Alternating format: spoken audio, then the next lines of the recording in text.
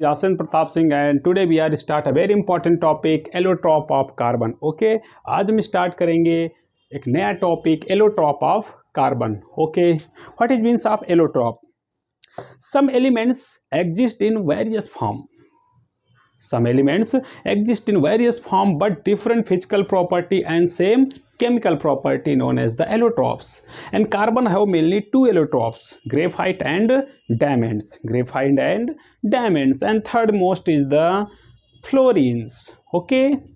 Then what it means diamonds.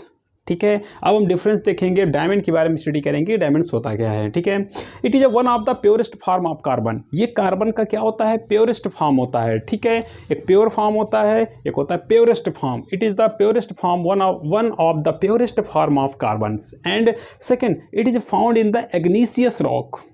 ये igneous rock में present होते हैं. जो एग्नीशियस रॉक पाई जाती है जनरली हमारे यहाँ पर से एमपी में है. ठीक है, तो वहाँ पर ये ऑब्टेन्ड होते हैं. And diamond are form under the intense pressure and heat.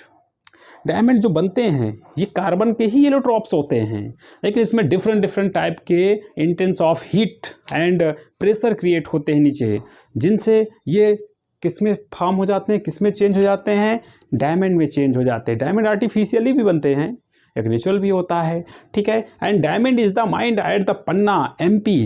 जो डायमंड हमारे यहाँ पर पाए जाते हैं नेचुरली, वो कहाँ पर पाए जाते हैं, पन्ना की कॉयल होती है, माइंड होती है, वहाँ पर कोल खाने होती हैं जहाँ पर ये पाए जाते हैं, जहाँ पर इनसे ऑब्टेन किया जाता है डिफरेंट फॉर्म में. एंड ये इसमें पर कहाँ पर सिचुएटेड है, एमपी में. ठीक है, and the most famous diamond of the India is the Kohinoor. जो मोस्ट फेमस डायमंड है हमारे यहाँ का वो कोहिनूर है. उसका नेम क्या है, कोहिनूर.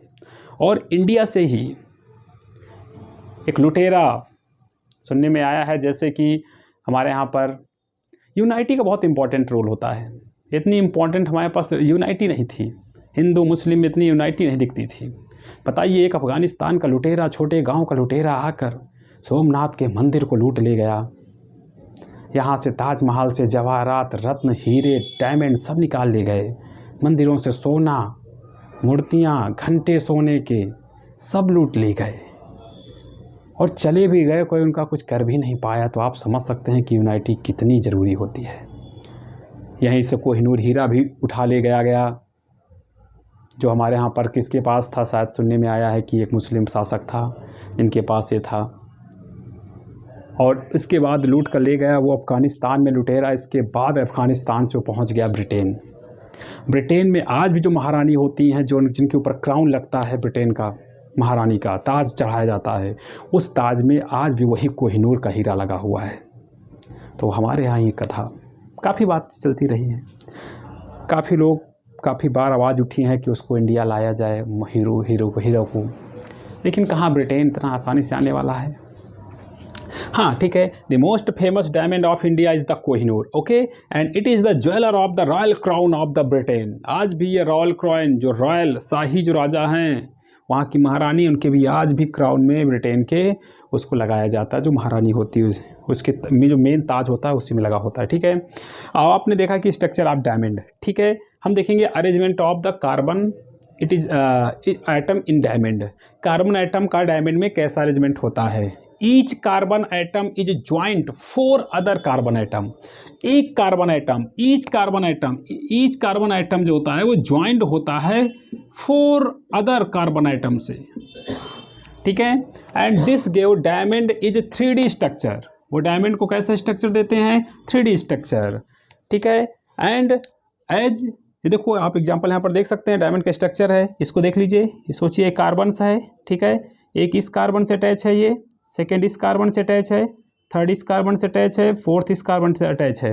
अब ये कार्बन देखिए, ये एक तरफ से ये से इससे अटैच है, इससे अटैच है, इससे अटैच है, इससे अटैच है. इसी तरह each carbon are attached by 4 different carbon. ठीक है, and this make they give the diamond is the 3D structure. एंड ये कैसा स्ट्रक्चर होता है, 3 dimensional. Okay, and as there are no free electron, इनमें कोई भी फ्री इलेक्ट्रॉन नहीं होता, नो फ्री इलेक्ट्रॉन्स. अब कोई फ्री इलेक्ट्रॉन्स नहीं होगा तो इसीलिए diamond is the bad conductor of electricity. Diamond कैसा होता है? बैड कंडक्टर ऑफ इलेक्ट्रिसिटी होता है, ये इलेक्ट्रिसिटी का कंडक्शन नहीं करता है। आपको पता है ना कि इलेक्ट्रॉन का, फ्री इलेक्ट्रॉनों का मूव होना बहुत इंपॉर्टेंट है। जिस डायरेक्शन में इलेक्ट्रॉन का मूव होता है उसके अपोजिट डायरेक्शन में करंट का फ्लो होता है।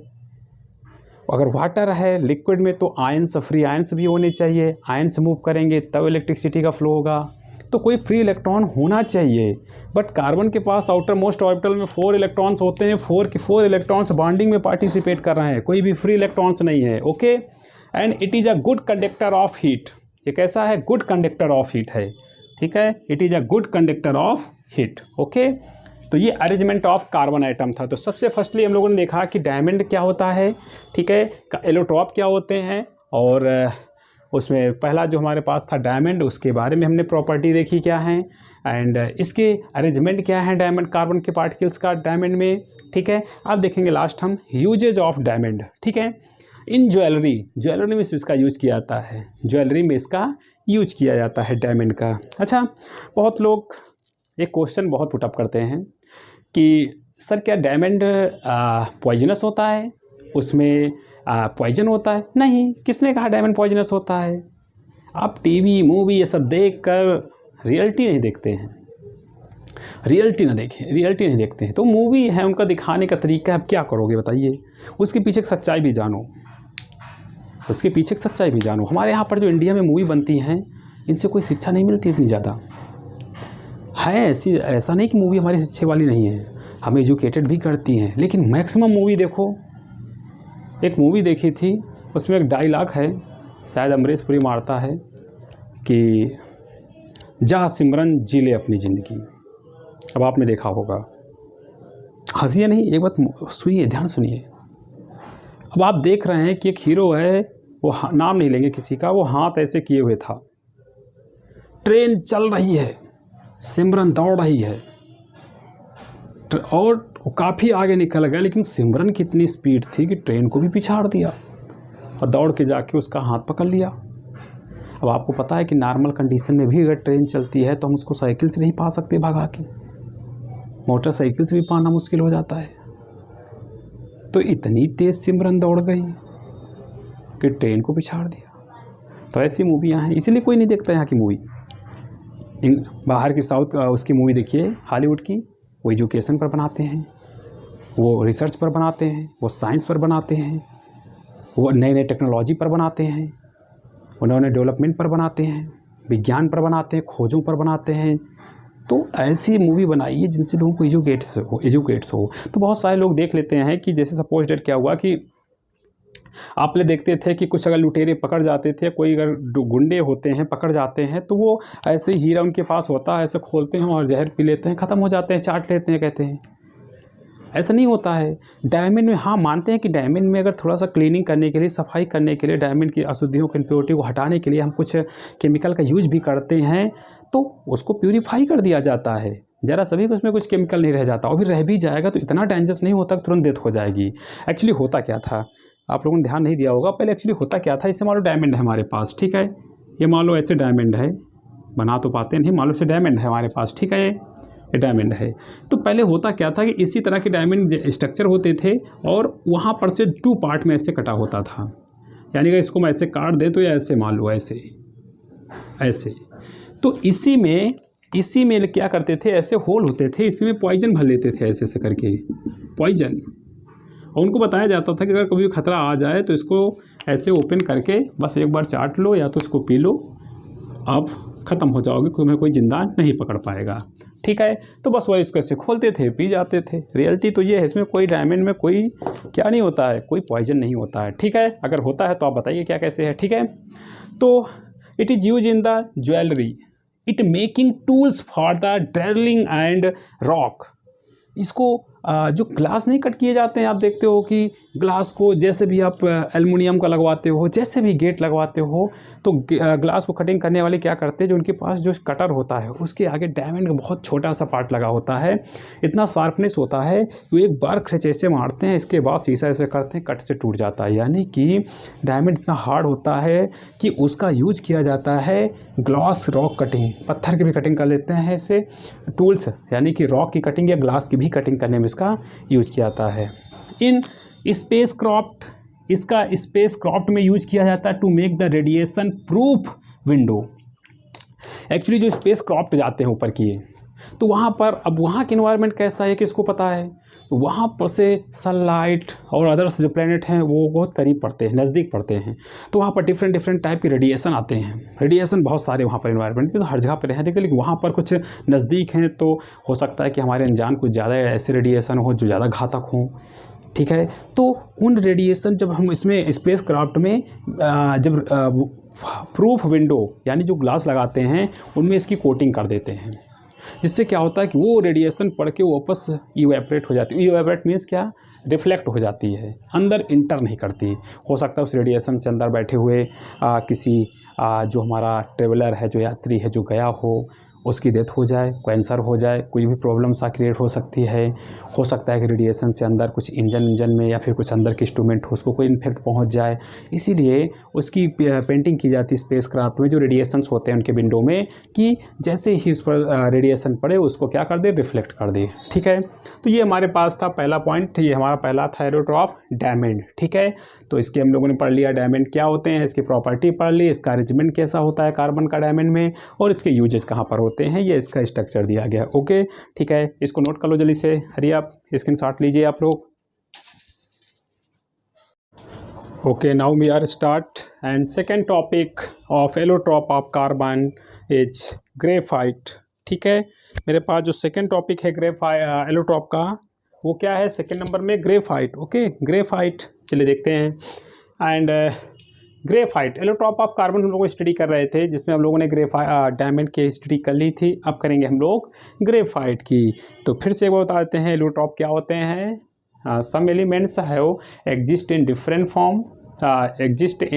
different form known as the allotrope, like that this physical property are different and chemical property are same, known as the allotrope. And carbon exist in generally two main allotrope, graphite diamond and graphite, and third is the fluorines. Okay, तो हम discussion कर चुके थे किसके बारे में, diamond के बारे में, अब करेंगे हम ग्रेफाइट के बारे में। ओके, ग्रेफाइट इज़ द, और जिसने वीडियो नहीं देखा है डायमंड वाला देख लीजिए। ठीक है, ग्रेफाइट इज़ द ग्रेफाइट पहले प्रॉपर्टी देखेंगे। Graphite is the black slippy solid. ये कैसा होता है, ग्रेफाइट जो होता है ये ब्लैक स्लिपरी सॉलिड होता है। ठीक है, that major component of pencil, जो क्या पाया जाता है, जो पेंसिल की लीड होती है, ठीक है, ब्लैक कलर की, उस किसकी बनी होती है, ग्रेफाइट की बनी होती है। ठीक है, and it is the pure form of carbon. ये कैसा फॉर्म है, प्योर फॉर्म ऑफ कार्बन। और डायमंड कैसा होता था, प्योरेस्ट फॉर्म ऑफ कार्बन। ठीक है, एंड पेंसिल लीड, पेंसिल की जो लीड है या ग्रेफाइट हैज़ बीन यूज, जो ग्रेफाइट का यूज किया जा रहा है from the writing since the 16th century, 16वीं शताब्दी से, 16th सेंचुरी से हमारे यहाँ पर जब से याद है 16th सेंचुरी से, तब से ग्रेफाइट का यूज पेंसिल के लीड के फॉर्म में या लिखने के फॉर्म में कहीं ना कहीं इसका यूज होता रहा है, कुछ ना कुछ बनाने के फॉर्म में इसका यूज होता रहा है। ठीक है, and the word graphite is derivative, ये derived from the Greek word. आपको पता है कि पहले दो लैंग्वेज चलती थी, एक ग्रीक लैंग्वेज चलती थी, एक लैटिन लैंग्वेज चलती थी। और अगर किसी भी एनिमल्स का, प्लांट का, केमिकल का कुछ भी नेम रखा जाता था तो उसके कुछ ना कुछ मायने होते थे, उसका कुछ ना कुछ मीन्स होता था, उसके नाम पर रखा जाता था। जैसे आपने बायोलॉजी पढ़ा था कि बायोलॉजी में बायो में होता है बायोस, जिसका मीन्स होता है लिविंग। लोग जो लॉजी है उस किसका मीन्स है, ग्रीक लैंग्वेज के, लैटिन लैंग्वेज के लोगस से है, जिसका मीन्स होता है स्टडी करना, यानी बायो माने लिविंग और लोगस माने स्टडी करना। बायो लिविंग की स्टडी करना ही बायोलॉजी कहलाती थी ना। तो यहाँ पर हम लोग देखेंगे ग्रेफाइट। तो ग्रेफाइट जो होता है, the word graphite derivative from the Greek word Graafian, जिसका मीन्स होता है टू राइट, लिखना, नाम ही है ग्रेफियन। ग्रेफाइट वर्ड जो है ये ग्रीक वर्ड की आया है ग्रेफियन से, जिसका मीन्स होता है टू राइट, क्या, लिखना। ओके, चलिए बातें हम लोग देख लिया, प्रॉपर्टी हम लोगों ने। Arrangement of carbon atom in graphite, कैसा अरेंजमेंट होता है कार्बन आइटम का, चलो देखते हैं हम लोग।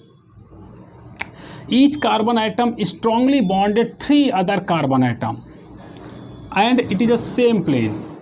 जो कार्बन का अरेंजमेंट है ग्रेफाइट में, एक carbon atom, one carbon atom, each carbon atom strongly bind होता है 3 अदर कार्बन एटम से, एक प्लेन में, सेम प्लेन में। ठीक है, आप लोगों ने बनाया नहीं था कैसा 3 हेक्सागन बनाता था स्ट्रक्चर, ऐसे बेंजीन की रिंग जैसे होती थी हेक्सागन, याद करो। उसके नीचे फिर एक ऐसे हम लोग बनाते थे, और यहाँ पर एक ऐसे बनता था, कुछ याद आ रहा है? दो एक बेंजीनिंग यहाँ पर बन जाती थी, यहाँ पर बनती थी, तो उसके यहाँ से हम लोगों ने अटैच कराया था, एक ही लेयर में बनती थी, याद करो। ठीक है, तो each carbon is strongly bonded 3 other carbon atom in same plane, एक ही प्लेन में एक कार्बन एटम 3 कार्बन एटम से बाइंड होता है। ठीक है, thus each carbon atom form part of 3 hexagon, इसीलिए एक कार्बन एटम जो होता है, each carbon atom form part of 3 hexagon. ठीक है, ऐसा स्ट्रक्चर होता है इसका, 3 हेक्सागन होता है। ठीक है, 6 hexagon. Each carbon atom with 1 loosely held outer electron, उनमें से 3 तो स्ट्रांगली बाइंड थे, लेकिन एक जो था चौथे नंबर का, जो एक इलेक्ट्रॉन हमारे पास था इसका ग्रेफाइट का, had loosely held outer electron. ठीक है, ये इलेक्ट्रॉन बहुत ही आउटर पार्ट में बहुत ही लूजली हेल्ड था, एंड ईजली क्या हो जाएगा, निकल जाएगा। हमें तो देखते हैं हम लोग पढ़ते थे कि अगर कोई इलेक्ट्रॉन लूजली हेल्ड है तो बहुत आसानी से निकल जाएगा, बहुत आसानी से उसको रिलीज कर दिया जाएगा।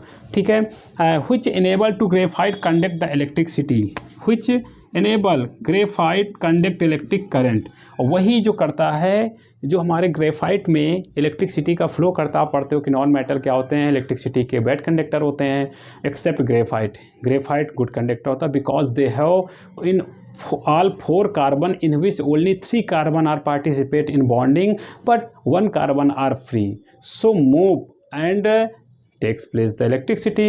आपने तो कहा था बेटा, आपने कहा नहीं था कि अगर जो भी फ्री इलेक्ट्रॉन्स होंगे वही मूव करेंगे तो इलेक्ट्रिसिटी का फ्लो होगा। तो ग्रेफाइट के अरेंजमेंट में 4 कार्बन में से 1 कार्बन फ्री होता है। ठीक है, 1 कार्बन फ्री होता है, और क्या होता है, उसी के थ्रू इलेक्ट्रिसिटी का फ्लो होता है। ठीक है, carbon atom arrange in layer, carbon atom जो होते हैं एक लेयर में अरेंज होते हैं, जैसे एक यहाँ पर बना दो 3 ऊपर बना दो, 3 नीचे बना दो, एक ही लेयर में। एंड द ग्रीक फोर्स, कहा गया the weak force between each plane of hexagon, जिनके बीच में जो होता है वो वीक फोर्स होता है। ठीक है, जो हेक्सागन बने होते हैं उनके बीच में बहुत वीक फोर्स लगता है। Allow to side easily over the and other make the graphite, ये साइड बाई साइड से लगे होते हैं। यहाँ से बनेगा एक ऐसे, देखो ये स्ट्रक्चर कैसे बनेगा, जैसे आपने बनाया नहीं था कि एक ऐसी लेयर बन जाएगी, यहाँ से बना देंगे ऐसे करके, जैसा आप लोग बनाते होगे कि एक अगर बनाना चाहेंगे तो बेंजीनिंग बनाते नहीं थे कैसे करके ऐसे, फिर एक यहाँ से बना देंगे ऐसे करके, 3 लेयर बनती थी, 3 नीचे बन जाती थी। ठीक है, तो यहाँ पर जगह नहीं बनाते मैं। ठीक है, the weak force between each plane of hexagon allow to side easily over the another, this make the graphite soft. ठीक है, तो ये एक बहुत कॉन्टेक्ट पैक नहीं होते हैं डायमंड की तरह, ये एक के ऊपर एक लेयर के फॉर्म में होते हैं। ठीक है, एक ही प्लेन में होते हैं, साइड बाई से अटैच होते हैं साइड से, इसीलिए इसको सॉफ्ट बनाते हैं स्ट्रक्चर को। And this make the graphite soft, और इसी रीजन से ग्रेफाइट क्या होता है, सॉफ्ट होता है।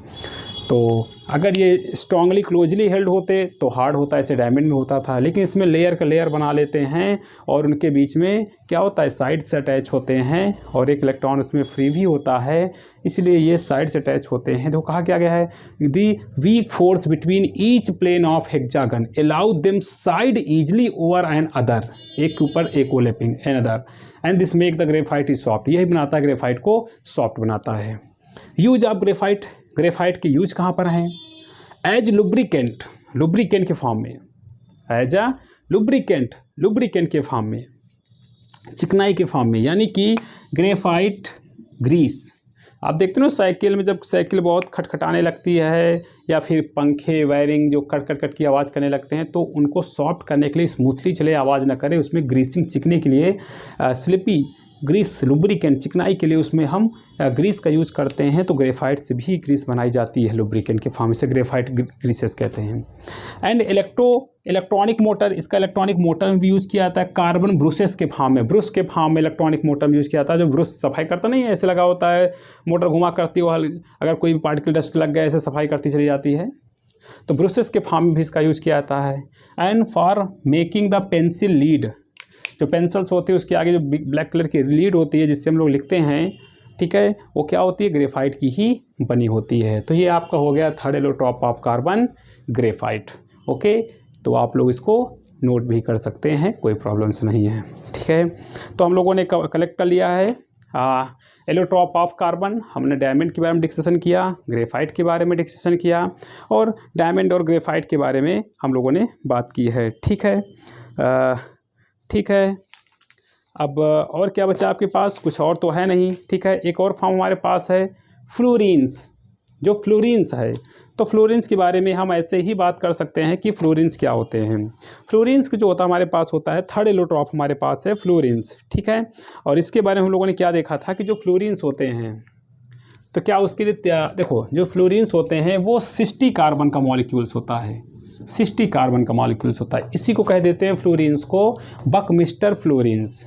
एक साइंटिस्ट है, उनका नाम था बकमिस्टर, उन्हीं के नाम पर ये पढ़ा था फ्लोरीन्स, ठीक है। बॉल लाइक स्ट्रक्चर था फ्लोरीन्स, ठीक है। हमारे पास बहुत सारे टाइप के हैं बॉल लाइक स्ट्रक्चर, जैसे C32 है, C32 हमारे पास भी है, C32, C60, और हमारे पास जैसे आ जाता है C70, C240, C70, C240, C240, इतने कार्बन के मॉलिक्यूल्स हमारे पास पाए जाते हैं। Make the third allotrope of form of carbon, लेकिन जो हमारा मेन फ्लोरीन्स होता है वो 60 कार्बन का मॉलिक्यूल्स होता है। क्या होता है, 60 कार्बन का मॉलिक्यूल्स होता है जो फ्लोरीन्स होता है। जो हमारा फ्लोरीन्स होता है वो 60 कार्बन का मॉलिक्यूल्स होता है। तो बकमिस्टर के नाम पर ही ये पड़ा था, 60 कार्बन का मॉलिक्यूल्स था, ठीक है। ये फ्लोरीन्स है। And it is 60 atoms are soccer ball shaped molecules, soccer ball shaped molecules name the Buckminster fullerenes. And ये अमेरिकन के एक इंजीनियर थे बकमिस्टर, जिनके नाम पर जिन्होंने इसको देखा था कि 60 एक बॉल की तरह स्ट्रक्चर बना लेता था, 60 कार्बन का मॉलिक्यूल्स था।